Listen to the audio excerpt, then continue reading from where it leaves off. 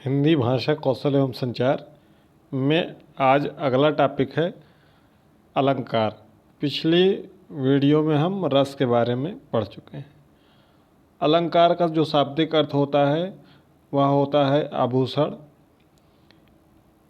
सजावट, श्रृंगार। ठीक है, यह इसका शाब्दिक अर्थ होता है। इसको आप ज़रूर याद रख लीजिएगा, इसको नोट कर लीजिएगा कि अलंकार का शाब्दिक अर्थ होता है आभूषण, सजावट, श्रृंगार। साहित्य शास्त्र में अलंकार शब्द का प्रयोग काव्य सौंदर्य के लिए होता है। अलंकरोति अनेन इति अलंकारः, अर्थात जो अलंकृत करे उसे अलंकार कहते हैं।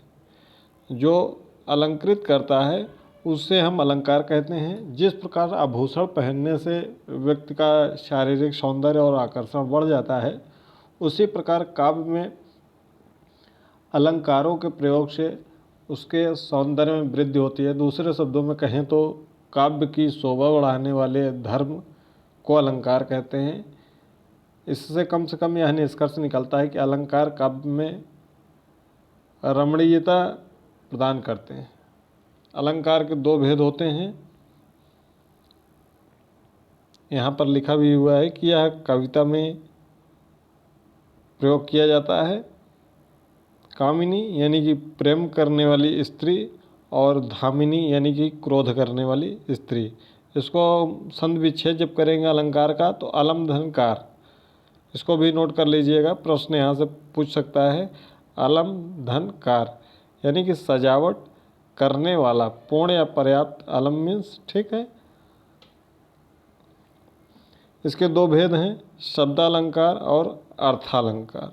शब्दालंकार जो शब्दों से शोभा बढ़ाते हैं और अर्थालंकार जो अर्थों से शोभा बढ़ाते हैं। शब्दालंकार कुल 7 प्रकार के होते हैं, जिसमें से हम मुख्य 3 प्रकार के अलंकार के बारे में पढ़ेंगे, अनुप्रास, यमक और श्लेष अलंकार के बारे में।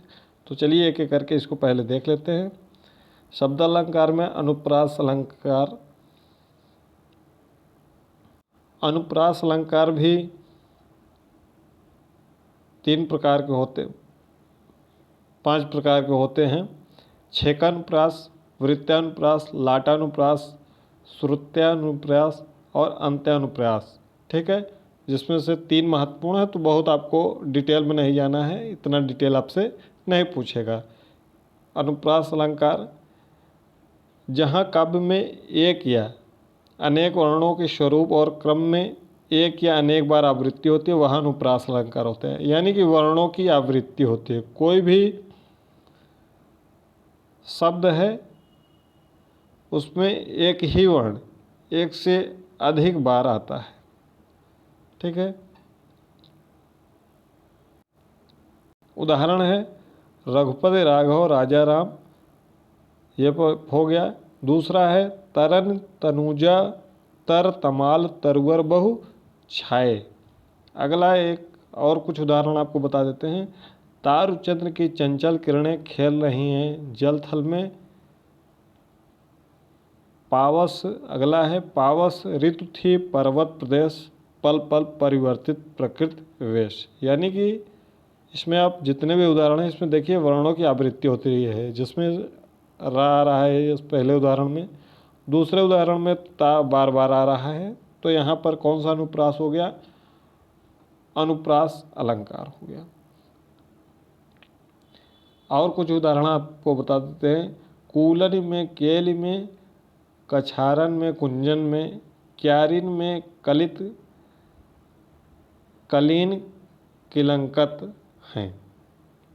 ठीक है, अगला अलंकार है यमक अलंकार, जहाँ काव्य में एक ही शब्द बार बार आता है। यहाँ पर वर्ण बार बार आया था, आपको वर्णमाला में वर्ण वगैरह के बारे में पढ़ाएं, आप डिटेल में जाकर प्लेलिस्ट बनी हुई है देख सकते हैं। यमक अलंकार जहाँ काव्य में एक ही शब्द बार बार आता है और उसका अर्थ भी अलग अलग होता है, वहाँ यमक अलंकार होता है।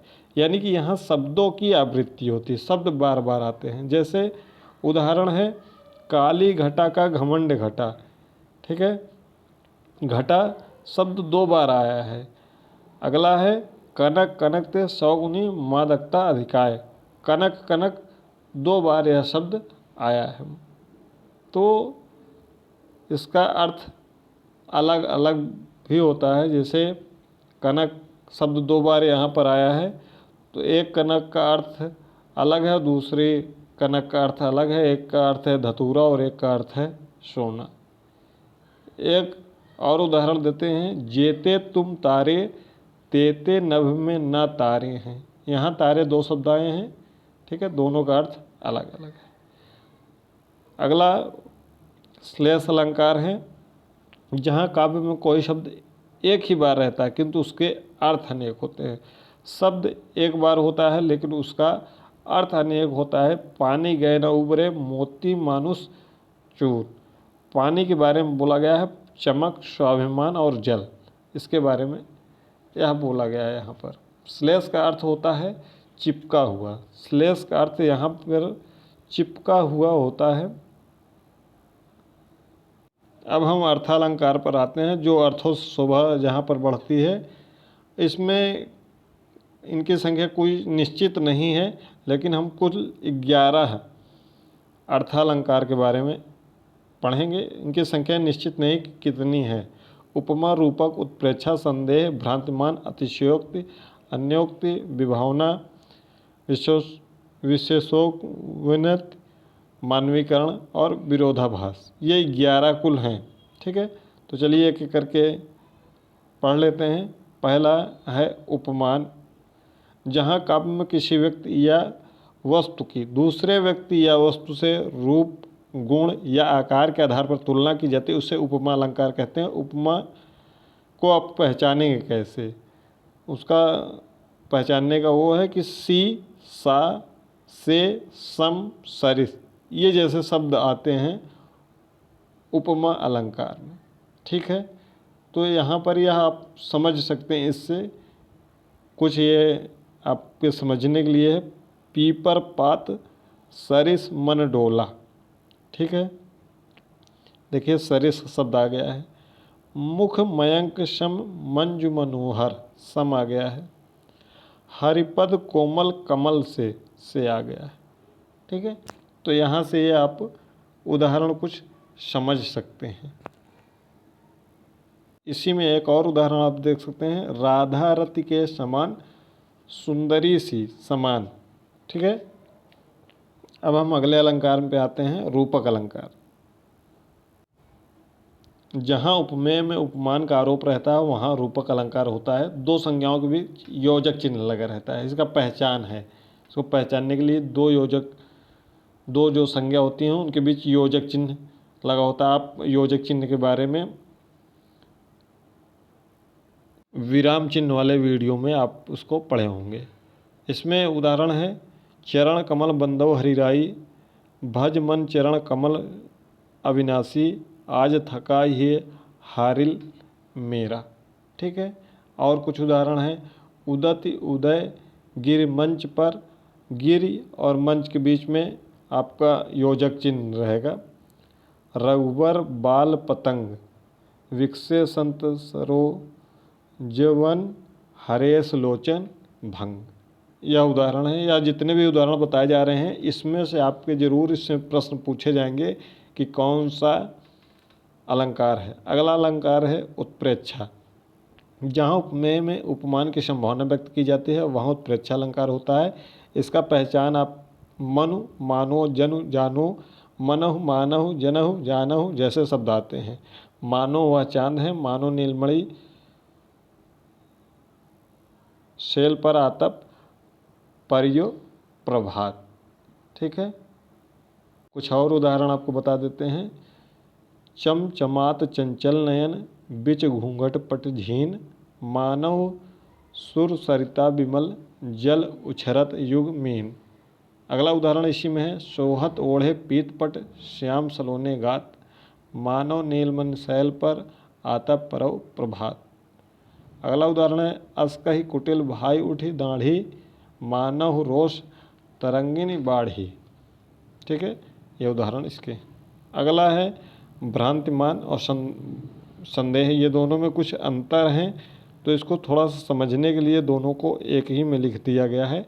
संदेह और भ्रांतिमान दोनों थोड़ा सा बहुत बारीक अंतर होता है। जो संदेह होता है वह अकारण होता है, यानी कि कोई कारण नहीं होता है, और यह नष्ट नहीं होता है। जब आपको संदेह, कोई भी संदेह हो गया और बिना कोई कारण के ही संदेह हो गया, तो फिर वह नष्ट नहीं होगा। और जो भ्रांतिमान है वो सकारण होता है और नष्ट हो जाता है। इसमें उपमेय की तुलना की जाती है उपमान से और रूप गुण आकार निकट समानता से।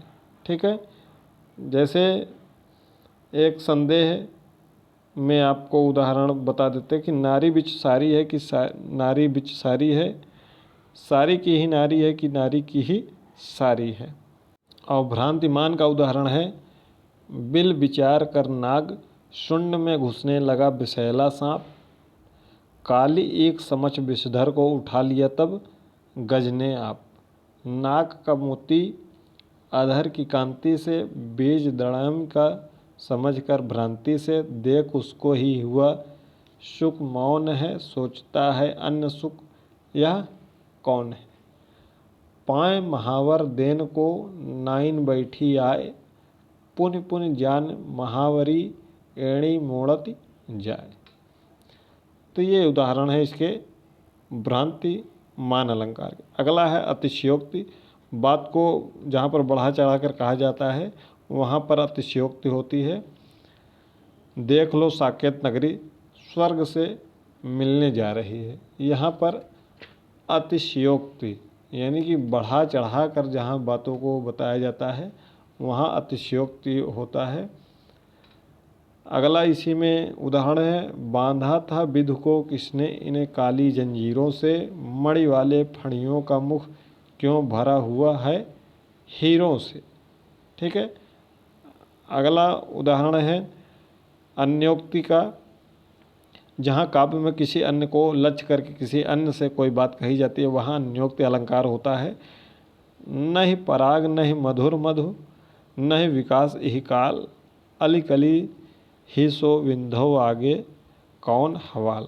ठीक है, तो ये उदाहरण है अन्योक्ति का। अगला है विभावना, जहाँ कारण न होते हुए भी कार्य संपन्न हो जाता है वहाँ विभावना अलंकार होता है। बिनु पग चले सुन बिनु काना, ऐसे ही नीके लागे बिनु काजर के नैन।